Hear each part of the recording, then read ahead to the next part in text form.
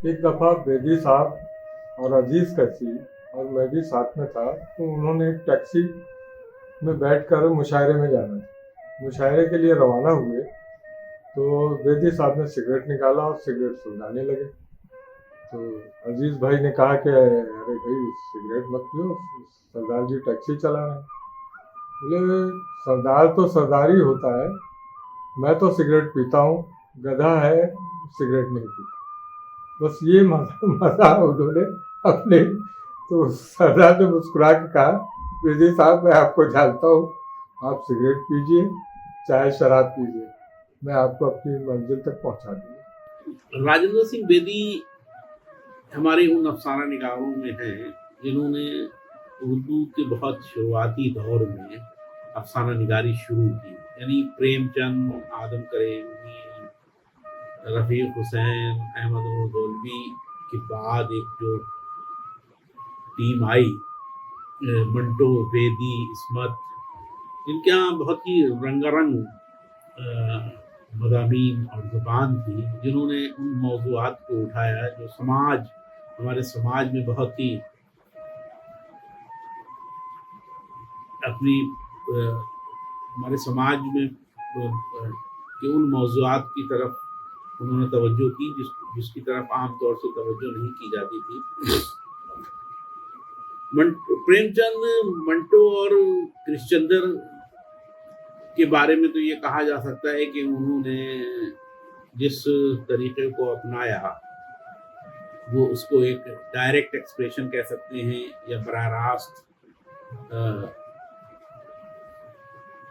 बात करना कह सकते हैं, या अफसाने में या अपनी ज़बान के तौर पर उन्होंने बहुत सामने से बातें की। इस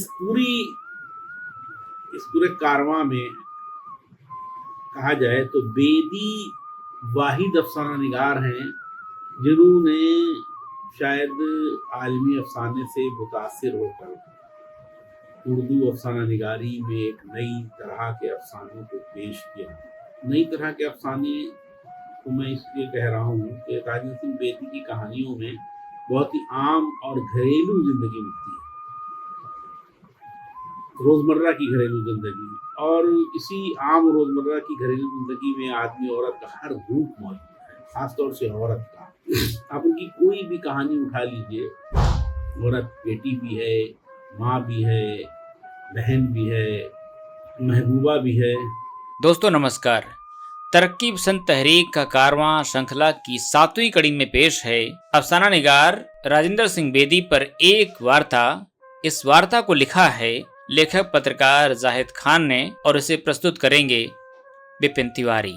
उर्दू कथा साहित्य की बात हो और वो राजेंद्र सिंह बेदी के नाम के बिना खत्म हो जाए, ऐसा मुमकिन ही नहीं है। अपनी दिलचस्प कथा शैली और जुदा अंदाज बयां की वजह से बेदी उर्दू अफसाना निगारों में अलग से पहचाने जाते हैं। कहानी लेखन में उनका कोई सानी नहीं था।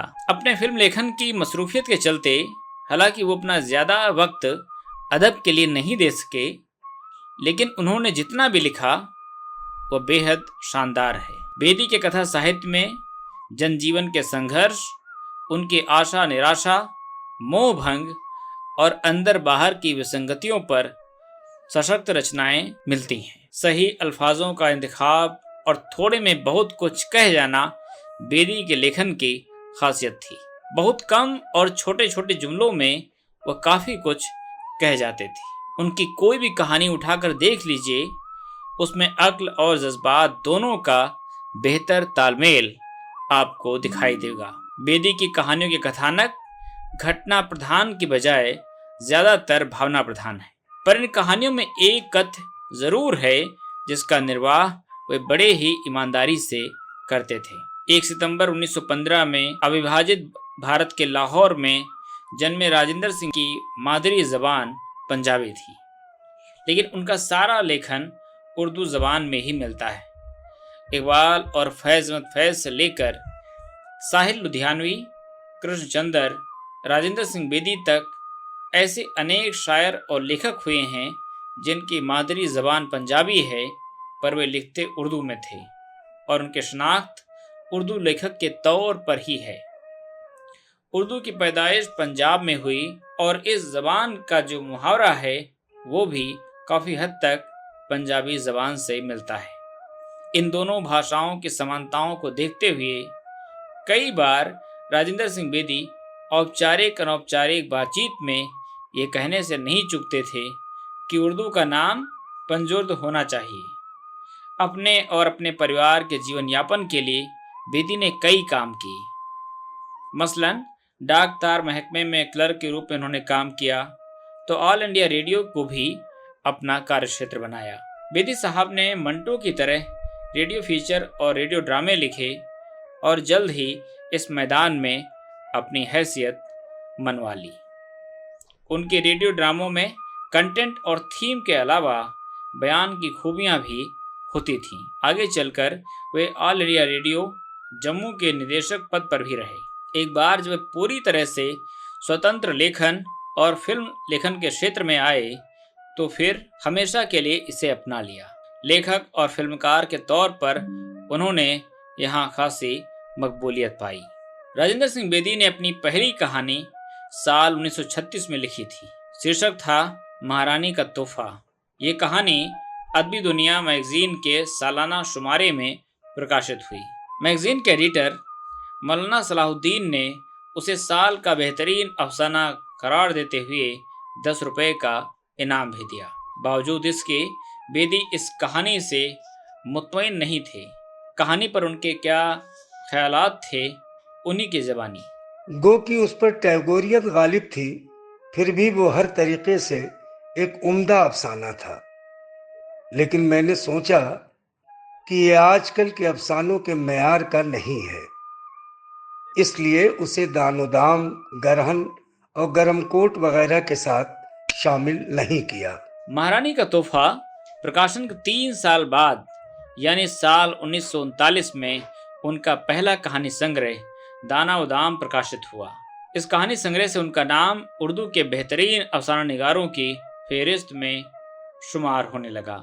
सादत हसन मंटो, कृष्णचंद्र की तरह राजेंद्र सिंह बेदी के अफसानों के भी चर्चे घर घर में होने लगे। लाहौर से प्रकाशित होने वाले उस दौर की चर्चित पत्रिकाओं हुमायूं और अदबी दुनिया में उनकी कहानियां प्रमुखता से प्रकाशित होती थीं। दानोदाम के बाद बेदी के 4 कहानी संग्रह गरहन साल 1942 में, कोखजली साल 1949 में और अपने दुख मुझे दे दो 1965 में, वहीं 1974 में हाथ हमारे कलम हुए प्रकाशित हुए, जिन्हें पाठकों और आलोचकों दोनों ने ही हाथों हाथ लिया। उर्दू में ही नहीं बल्कि हिंदी में भी बेदी की किताबों के कई संस्करण अभी तक प्रकाशित हो चुके हैं। उर्दू में जहां उनकी ज़्यादातर किताबें मकतब जामिया ने प्रकाशित की हैं, तो वहीं हिंदी में राजकमल प्रकाशन से 2 खंडों में प्रकाशित बेदी समग्र में उनका संपूर्ण साहित्य है। बेदी की कहानियों का ताना बाना जिंदगी के मीठे कड़वे तजुर्बों से मिलकर बना है, लेकिन उनके यहाँ कहीं तलखी या बेजारी नहीं मिलती। जिंदगी की अंधेरी राहों में वह मोहब्बत, सहानुभूति और इंसानियत की रोशनी देखते हैं। राजेंद्र सिंह बेदी की कहानी कला के बारे में मशहूर हिंदी कथाकार कमलेश्वर ने कहा है, राजेंद्र सिंह बेदी ने नैरेटिव की तकनीक को सोचने वाली तकनीक में बदला। वो तकनीक जो पाठक को घटनाओं और संवादों के साथ साथ कथाकार के कथ्य की ओर बेसाख्ता ले जाए। यानी बेदी की कहानी को पढ़ते हुए आप सिर्फ वही सोच सकते हैं जो वे चाहते हैं या कहानी के माध्यम से देना चाहते हैं, फिर वो चाहे कहानी लाजवंती हो या हज्जाम इलाहाबाद की जैसे तल्ख चोट की कहानियाँ। वहीं बेदी की कहानी कला पर मशहूर शायर फिराक गोरखपुरी अपनी किताब उर्दू भाषा और साहित्य में टिप्पणी करते हुए लिखते हैं, बेदी चाहे जिस क्षेत्र को चुने वे हमारी अनुभूतियों की कोई ऐसी रग छू देते हैं जिसका दुख पहले सोया हुआ होता है, लेकिन उनके स्पर्श से पूर्णतः जागृत हो जाता है। अपने अफसाने के बारे में खुद बेदी का ये कहना था, अफसाना एक शऊर, एक एहसास है जो किसी में पैदा नहीं किया जा सकता है, लेकिन हासिल करने के बाद भी आदमी दस्तबा दुआ ही रहता है। बेदी बात करते थे तो वो बहुत सोच के करते थे और लगता था कि वो बहुत सोच के कर रहे हैं। अब इसको आप जो भी कह लें, लेकिन मैं समझता हूँ फनी इम्तियाज ये होता है कि आप लगे ना कि बहुत सोच रहे हैं। कहानी के मुतालिक राजेंद्र सिंह बेदी के विचार थे, मेरे ख्याल से कहानियां दो किस्म की होती हैं। पहली बयानिया जैसी, अपने दुख मुझे दे दो, और दूसरी आर्टिस्टिक, जिसमें फन की बड़ी अहमियत होती है।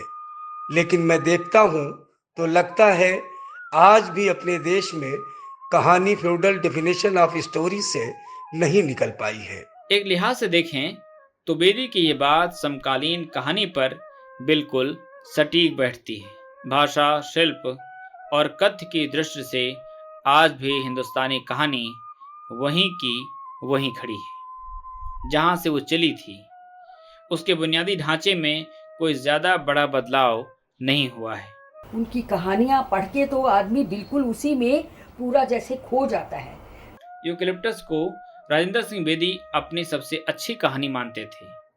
उर्दू अदब में ये कहानी इसलिए बेमिसाल है कि इस कहानी में फन भी है और मौजू भी। अलबत्ता उनकी ऐसी कई कहानियां मिल जाएंगी जिसमें ये दोनों खूबियां एक साथ मौजूद हैं। देश और पंजाब के बंटवारे पर बेदी ने सिर्फ एक कहानी लाजवंती लिखी, और वो भी ऐसी कि जिसे कभी भुलाया नहीं जा सकता। जब भी बंटवारे पर लिखी कहानियों की बात होगी, लाजवंती की बात जरूर होगी। उनकी इसी कहानी में नहीं बल्कि सभी कहानियों में भावनाओं की गहन बुनावट साफ नजर आती है। बेदी साहब की जो फॉर्म है, जो शॉर्ट स्टोरी की, मेरा ख्याल है कसी हुई मंजी की तरह है। वो कहीं से ढीली नहीं होती, तो उस पर कूदना बड़ा मुश्किल है। राजेंद्र सिंह बेदी हमारे उन अफसाना निगारों में हैं जिन्होंने उर्दू के बहुत शुरुआती दौर में अफसाना निगारी शुरू की। यानी प्रेमचंद, आदम करेमी, रफ़ीक हुसैन, अहमद गजनवी के बाद एक जो टीम आई, मंटो, बेदी, इस्मत, इनके यहाँ बहुत ही रंगारंग मज़ामीन और ज़बान थी जिन्होंने उन मौज़ूआत को उठाया जो हमारे समाज में बहुत ही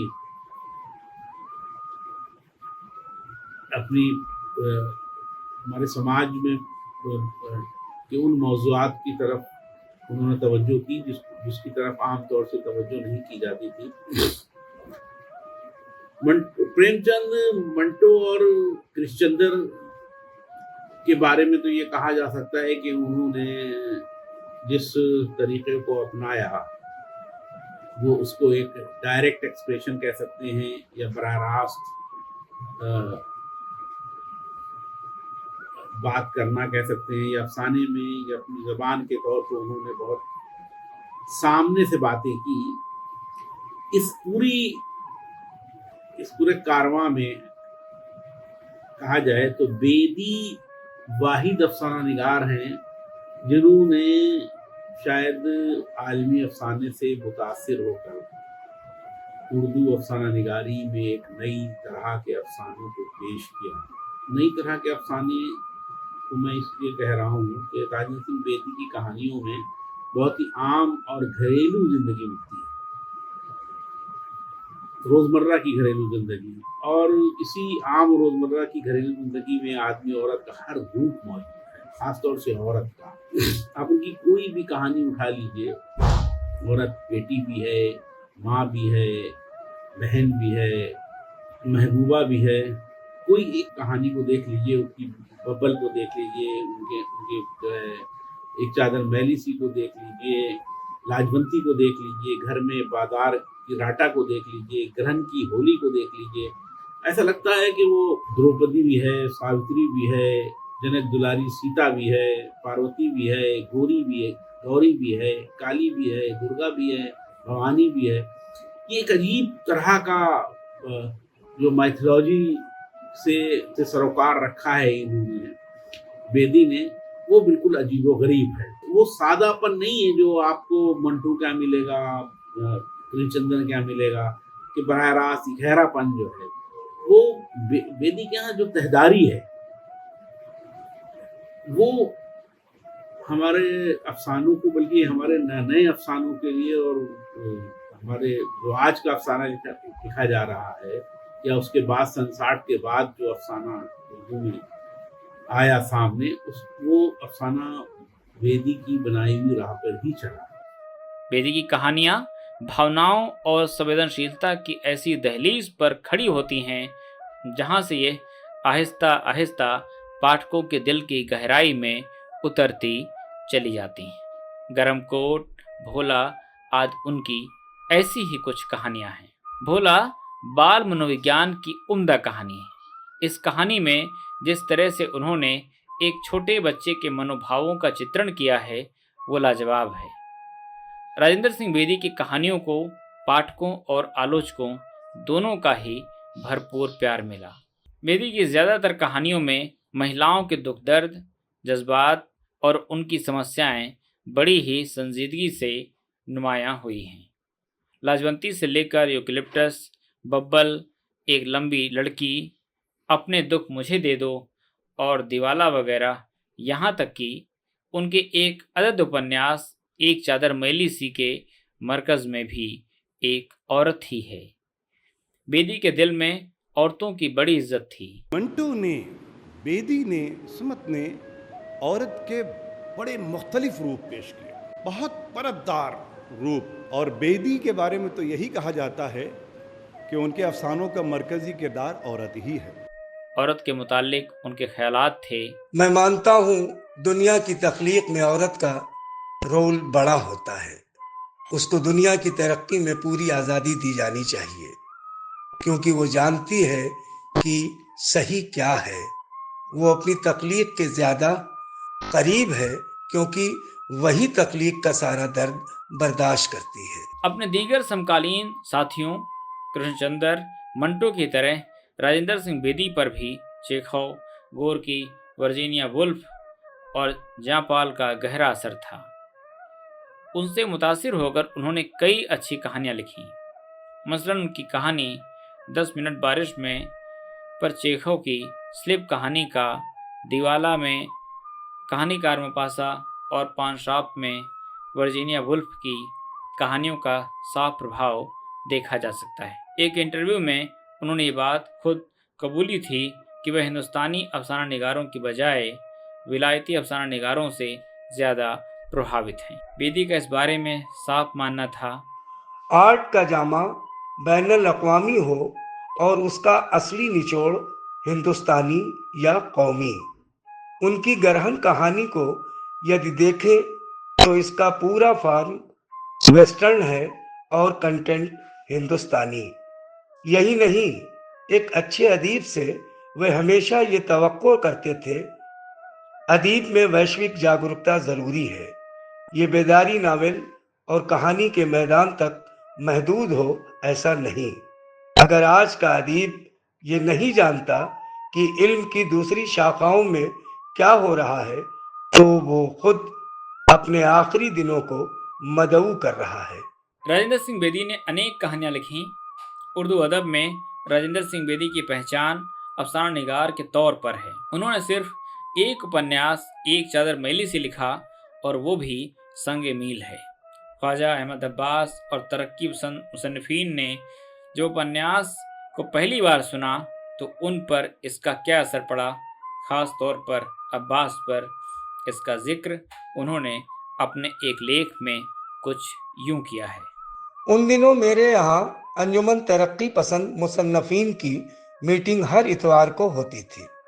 उसमें बेदी साहब भी अक्सर शरीक होते थे। इस दौरान उनके कई अफसानों के मजमुए छप चुके थे। एक रेडियो ड्रामों का मजमुआ भी छप चुका था। उसका नाम था बेजान चीज़ें, मगर उनका शाहकार था एक चादर मैली सी, जिसको एक मुख्तसर नावल या अफसाना भी कहा जा सकता था। जब मेरे यहाँ उन्होंने पहली बार उसको सुनाया तो हम रोब अदब से महबूत हो गए। चंद मिनट तो मुकम्मल खामोशी रही, फिर तालियां बजी तो हमारे हमसायों ने शिकायत की, आपके यहाँ हंगामा क्या हो रहा है? मैंने कहा, हमने एक बहुत बड़ी कहानी सुनी है, इसीलिए तालियां बजाकर दाद दे रहे हैं।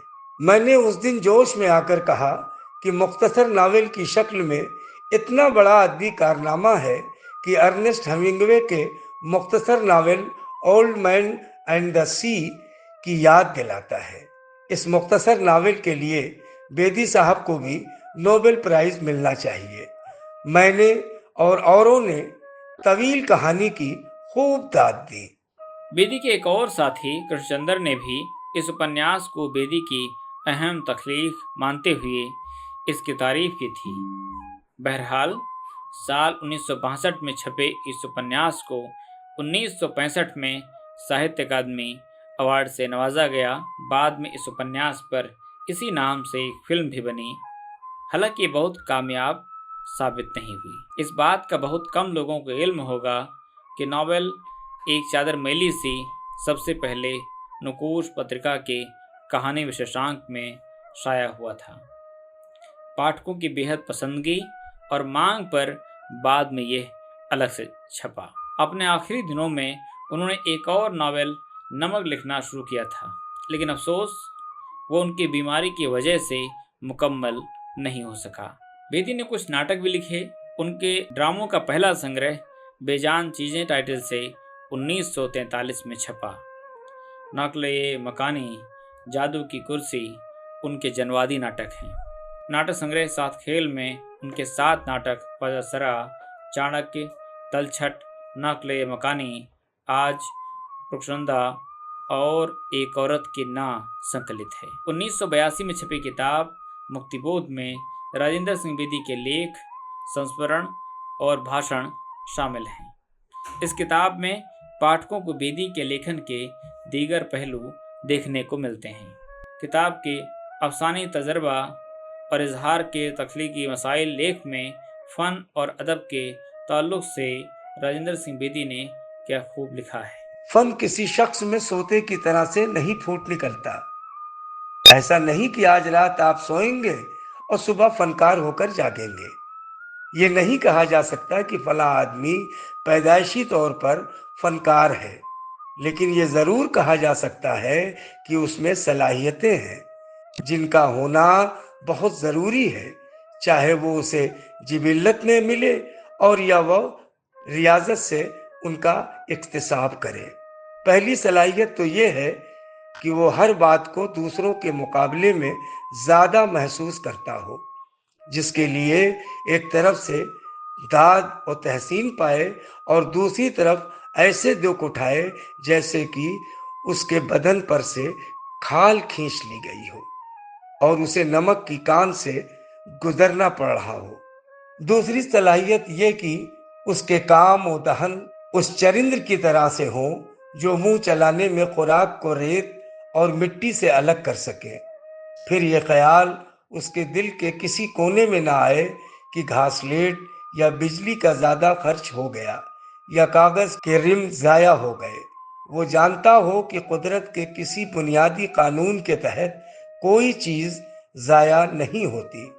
फिर वो ढीठ ऐसा हो कि नक्श सानी को हमेशा नक्श अव्वल पर तरजीह दे सके। अफसाना निगार राजेंद्र सिंह बेदी का दौर वह हसीन दौर था जब उर्दू अदब में साद हसन मंटो, कृष्णचंद्र, इस्मत चुगताई और ख्वाजा अहमद अब्बास जैसे महारथी एक साथ अपने अफसानों से पूरे मुल्क में धूम मचाए हुए थे। इन सब के बीच एक प्यार भरी नोक-झोंक भी चलती ही रहती थी। एक बार मंटो ने बेदी को एक खत लिखा। खत का मजमून कुछ इस तरह से था। बेदी, तुम्हारी मुसीबत यह है कि तुम सोचते बहुत ज़्यादा हो। मालूम होता है कि लिखने से पहले सोचते हो, लिखते हुए सोचते हो और लिखने के बाद भी सोचते हो। बहरहाल अब खत का जवाब देने की बारी बेदी की थी। कुछ अरसा बीता। बेदी ने जब मंटो के कुछ अफसानों में उतावलापन देखा तो उन्हें लिखा, मंटो, तुम में एक बुरी बात है और वो ये कि तुम न लिखने से पहले सोचते हो और न लिखते वक्त सोचते हो और न लिखने के बाद सोचते हो। बेदी समग्र में ये वाक़या अफसानवी तजर्बा और इजहार के तख्लीकी मसाइल लेख में दर्ज है। इसके बाद मंटो और बेदी में ख़त व किताबत बंद हो गई। बाद में पता चला कि उन्होंने बेदी की तनकीद का उतना बुरा नहीं माना जितना इस बात का कि वे लिखेंगे खाक, जब शादी से परे उन्हें किसी बात का तजर्बा ही नहीं। बेदी न तो एक बंधे बंधाए ढांचे में लिखने के कायल थे और न ही उन्होंने अपना लेखन किसी विचारधारा में कैद होकर लिखा। कृष्णचंद्र और ख्वाजा अहमद अब्बास के बेशतर लेखन में जहाँ वैचारिक आग्रह साफ दिखाई देता है, तो वहीं बेदी किसी भी तरह के मंसूबाबंद लेखन के सख्त खिलाफ थे। इस बारे में उनका साफ कहना था, आखिर क्या किसी का दिमाग ये सोच कर बैठता है कि बस इसी ढांचे पर छांट छांट कर बात लिखेगा, वही लिखेगा जो उनके उसूलों पर फिट बैठता है। नहीं जी, हर आदमी का अपना एक फलसफा होता है और दुनिया के सारे हादिसात वो कबूल करता है और उसकी तहरीर में वो उसके जहन की छलनी से छन कर आता है। ख्याल कोई चीज नहीं, वो एक पैटर्नलेस बहाव है, पुरअसरार ही है। ये जो मार्क्सवादी समाज के सोशलिस्ट पैटर्न की बात करते हैं, उसमें अगर मुझे कोई चीज नापसंद है तो वो है रेजिमेंटेशन। अलबत्ता एक अदीब से वो इस बात की जरूर उम्मीद करते थे, अदीब फिलासफर होता है। अगर वो समझता है कि उसके चारों तरफ जो रवायतें या अकीदे हैं उनकी बुनियाद गलत है, तो ज़रूरत है कि उनके खिलाफ लिखा जाए, किसी बिलीफ को तोड़ा जाए, चोट की जाए और नए मौजूआत सामने लाए जाएं। इसी में अदब की कामयाबी है। उर्दू अदब के साथ साथ राजेंद्र सिंह बेदी का फिल्मों से भी गहरा नाता रहा। दीगर साहित्यकारों के बनिस्बत वे इस विधा में ज़्यादा कामयाब रहे। उनका मानना था कि फिल्म लोककथा के करीब है। जाहिर है कि फिल्मों में बेदी को कामयाबी उनके इसी नज़रिए के ही बदौलत मिली। साल 1949 में उन्होंने फिल्म बड़ी बहन से जो फिल्मों में पटकथा व संवाद लिखना शुरू किया, तो फिर कभी पीछे मुड़कर नहीं देखा। अपनी ज़िंदगी के आखिर तक वे फिल्मों से जुड़े रहे। राजेंद्र सिंह बेदी ने 50 से ज़्यादा फिल्मों के लिए शानदार डायलॉग लिखे। उन्होंने कई फिल्मों के संवाद और पटकथाएं लिखीं। उनकी सभी फिल्में एक से बढ़कर एक हैं। अमित चक्रवर्ती की दाग, सोहराब मोदी की मिर्ज़ा गालिब, विमल राय के देवदास व मधुमती, ऋषिकेश मुखर्जी की अनुराधा, अनुपमा, सत्यकाम व अभिमान समेत कई फिल्मों के जानदार और हृदय स्पर्शी संवाद बेदी के कलम से ही निकले थे। मिर्ज़ा गालिब को जब प्रेसिडेंट गोल्ड मेडल मिला तो फिल्म की बाकी स्टार के साथ उन्हें भी इसका फ़ायदा मिला। फिल्म देवदास के संवादों में हमें जो सहजता और संवेदनशीलता दिखाई देती है, वो राजेंद्र सिंह बेदी की धारदार कलम का ही कमाल है। इस फिल्म के संवादों में बेदी इसलिए भी कमाल दिखा सके कि देवदास उनके मनपसंद लेखक शरद चंद्र चटर्जी का उपन्यास था। राजेंद्र सिंह बेदी के लिखे किसी भी फिल्म के संवाद उठाकर देख लीजिए, उनमें भावों की शानदार अभिव्यक्ति मिलती है। राजेंद्र सिंह बेदी ने फिल्में भी डायरेक्ट की और इस फील्ड में इसलिए आए कि फिल्म डायरेक्टरों के काम से वे मुतमईन नहीं थे। उनकी कहानियों को तोड़ मरोड़ कर डायरेक्टर जिस बुरे तरीके से फिल्माते थे, उन्हें इस बात से बड़ा खौफ होता था। लिहाजा उन्होंने डायरेक्टर बनने का फैसला कर लिया। अपने मशहूर ड्रामे नक्ल मकानी को उन्होंने फिल्म के नुक्ता नज़र से लिखा और उस पर दस्तक फिल्म बनाई। इसके प्रोड्यूसर भी वही थे। मदन मोहन के म्यूजिक और मजरूर सुल्तानपुरी के नगमों से सजी ये फिल्म दर्शकों को खूब पसंद आई। इस फिल्म ने उस साल की बेहतरीन फिल्म का राष्ट्रीय पुरस्कार जीता। वहीं संजीव कुमार और रेहाना सुल्तान को बेहतरीन अदाकारी के अवार्ड मिले और ये फिल्म बॉक्स ऑफिस पर भी कामयाब रही। इलस्ट्रेटेड वीकली ऑफ इंडिया ने तो इस फिल्म की तारीफ करते हुए यहाँ तक लिखा, चित्रण की मार्मिकता की दृष्टि से बेदी की दस्तक अब तक बनी सर्वश्रेष्ठ भारतीय फिल्मों में से एक ठहरती है। इस तरह राजेंद्र सिंह बेदी ने ये साबित कर दिखाया कि अदबी कहानी पर भी एक अच्छी और कामयाब फिल्म बनाई जा सकती है। एक अदीब फिल्म डायरेक्टर भी बन सकता है। फिल्म दस्तक के अलावा बेदी ने इससे पहले अपने एक मशहूर अफसाने गरम कोट पर इसी नाम से एक कला फिल्म बनाने का जोखिम लिया, जो बलराज साहनी के शानदार अदाकारी के बावजूद नाकाम रही। अलबत्ता हमारे देश के तत्कालीन राष्ट्रपति डॉक्टर राजेंद्र प्रसाद, प्रधानमंत्री पंडित जवाहरलाल नेहरू और अखबार नवीसों ने इस फिल्म को दिल से सराहा। इन फिल्मों के अलावा उन्होंने फागुन का भी डायरेक्शन किया, जिसमें धर्मेंद्र, वहीदा रहमान, जया भादुड़ी और विजय अरोड़ा जैसे अदाकार थे। राजेंद्र सिंह बेदी ने अपने आखिरी समय में NMDC की मदद से एक और फिल्म आंखें देखी बनाई, जो कि समाज में दलितों पर होने वाले अत्याचार पर केंद्रित थी, लेकिन अफसोस ये रिलीज नहीं हो सकी। संवाद लेखन में कामयाब राजेंद्र सिंह बेदी फिल्म निर्देशक के तौर पर नाकामयाब ही रहे। अलबत्ता अदब के मैदान में उनका एक अलग ही मुकाम था। सादत हसन मंटो ही नहीं, कृष्णचंद्र भी बेदी की अफसाना निगारी के मुरीद थे। मंटो ने जब बेदी का पहला अफसाना पढ़ा तो उनका इस पर क्या रद्द अमल था और उनकी पहली मुलाकात किस तरह हुई, खुद बेदी ने अपने एक इंटरव्यू में इस पूरे किस्से को कुछ यूं बयां किया है। मेरा पहला अफसाना पढ़ने के बाद मंटो ने लिखा, ये राजेंद्र सिंह बेदी कौन मिट्टी के ढेले हैं। उन्होंने मेरे उस पहले अफसाने की बहुत तारीफ की। फिर दूसरा अफसाना मैंने लिखा तो फिर उन्होंने तारीफ की और मुझसे मिलने के लिए उत्साहित और मैं भी उनके लिए उत्साहित। फिर एक बार लाहौर में मुलाकात हुई, तू मैं और गालियाँ शुरू हो गईं। यही आलम कृष्णचंद्र का था। वे बेदी को अपने से बेहतर अफसाना निगार समझते थे। राजेंद्र सिंह बेदी पर लिखे अपने खाके में तंजो मिजाज निगार कन्हैयालाल कपूर लिखते हैं, कृष्णचंद्र बेदी के गालिबन सबसे पहले और सबसे बड़े मद्दाह हैं। मुझे याद है कि नए जाविये की जिल्द 2 में उन्होंने बेदी के अफसाने गरहन को सरे फहरिस्त रखा था। उस वक्त बाज लोग जो बेदी से जलते थे, उन्होंने इस पर एतराज किया। बेदी को जरूरत से ज्यादा अहमियत दी गई है।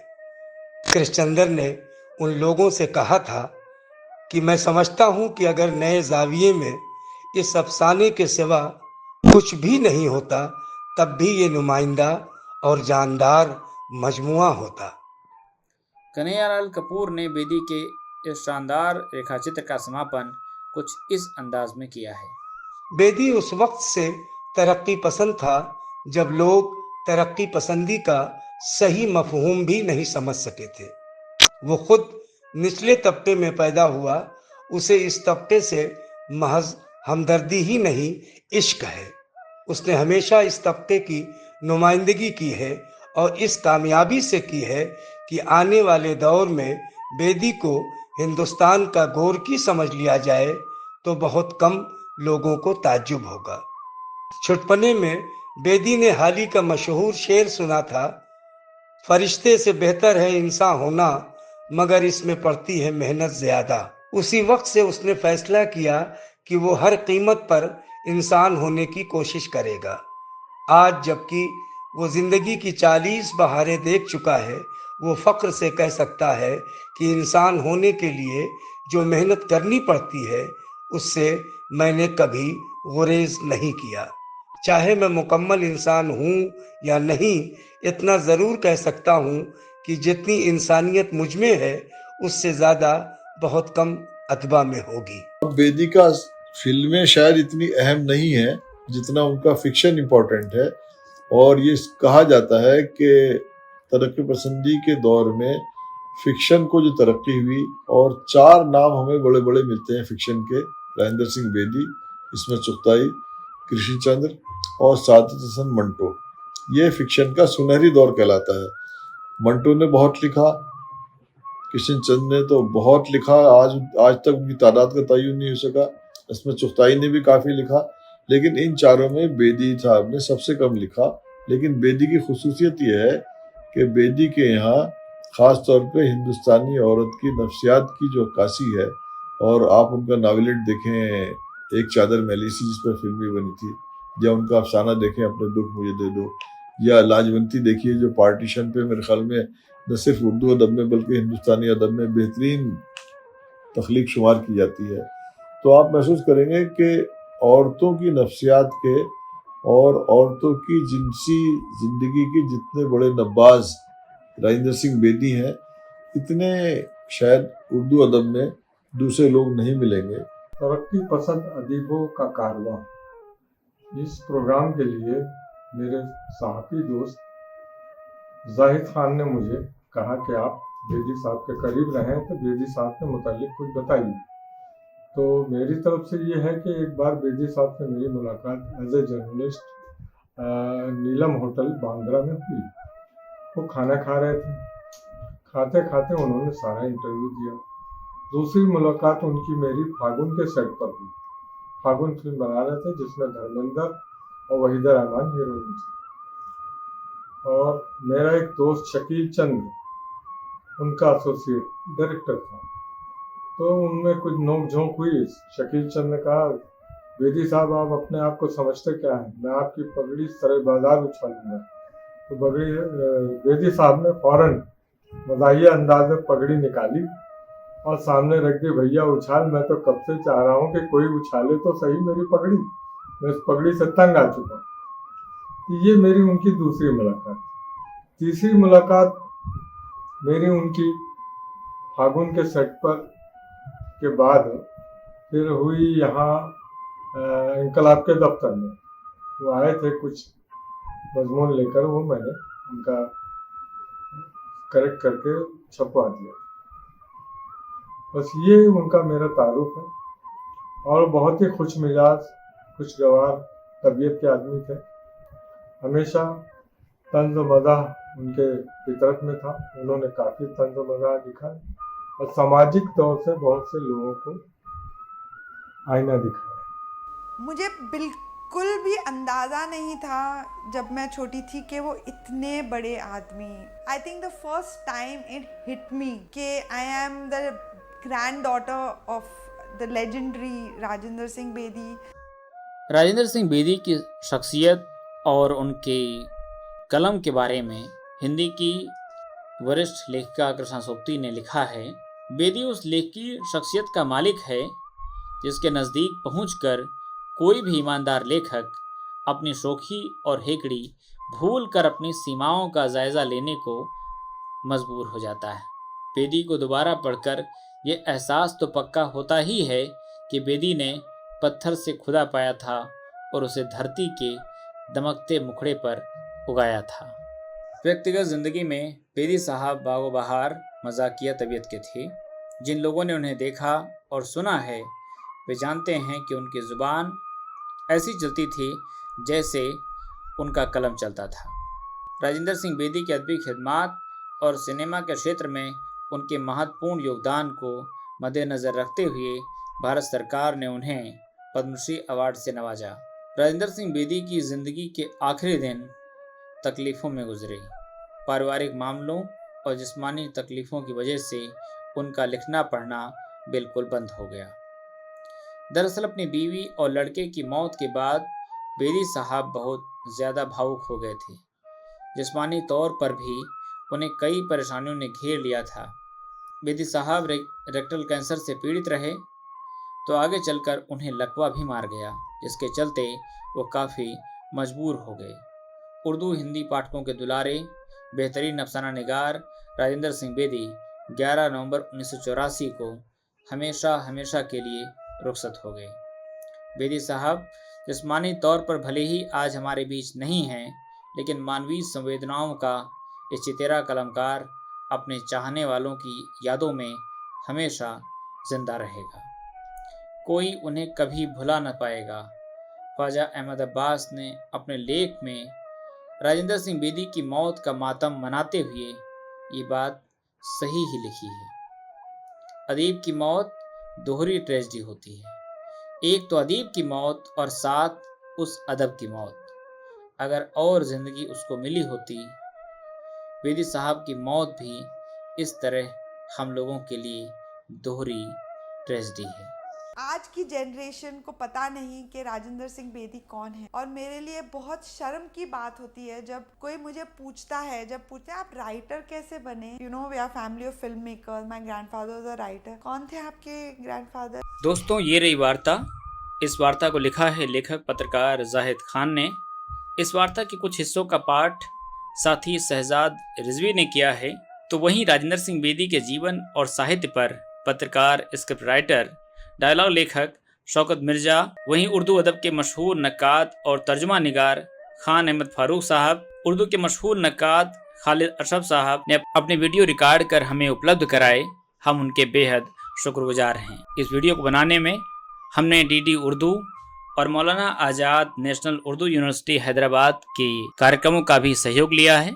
हम इन सभी के बेहद शुक्रगुजार हैं। इस वार्ता को आप अपने दोस्तों के साथ साझा करिएगा और हमें लिखिएगा कि हमारी कमियां और कमजोरियां क्या बाकी रह गई हैं। दोस्तों, अगर आप चाहते हैं कि ऐसे कार्यक्रम लगातार हम आपके लिए उपलब्ध कराते रहें, तो आप हमारे चैनल को ज्वाइन भी कर सकते हैं, जिससे हमें बड़ी सुविधा होगी। शुक्रिया।